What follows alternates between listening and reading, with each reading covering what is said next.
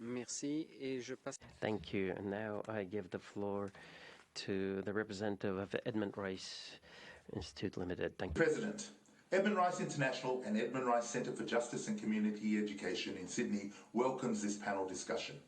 The maltreatment of First Nations Australians continues through the ignoring of their rights as Indigenous peoples and exploitation of their lands and resources. Despite Australia's commitment to UNDRIP, Indigenous self-determination is consistently undermined. This is manifested in harmful misconceptions of First Nations Australians, demonstrating the influence of colonial racist attitudes across Australia and its society. This has been most recently evidenced by strong divisive reactions to the upcoming referendum to recognise our First Peoples and enshrining a voice to Parliament in the Australian Constitution. The city of Darwin sits over the traditional country of Larrakia people in Australia's Northern Territory. Today, this country is threatened by the actions of the federal government, the Northern Territory government, and a consortia of private capital.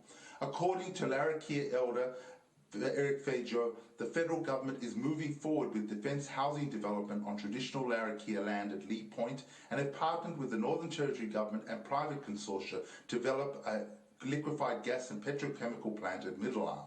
Despite the federal government's claims to respectfully engage with First Nations in these important decisions, they have not done so with the Larrakia, nor taken steps to protect their natural environment.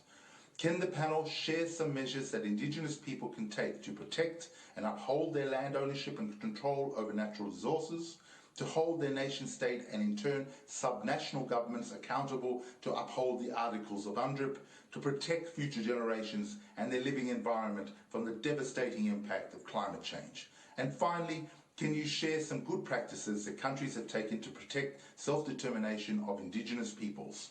Thank you. Merci, je passe la...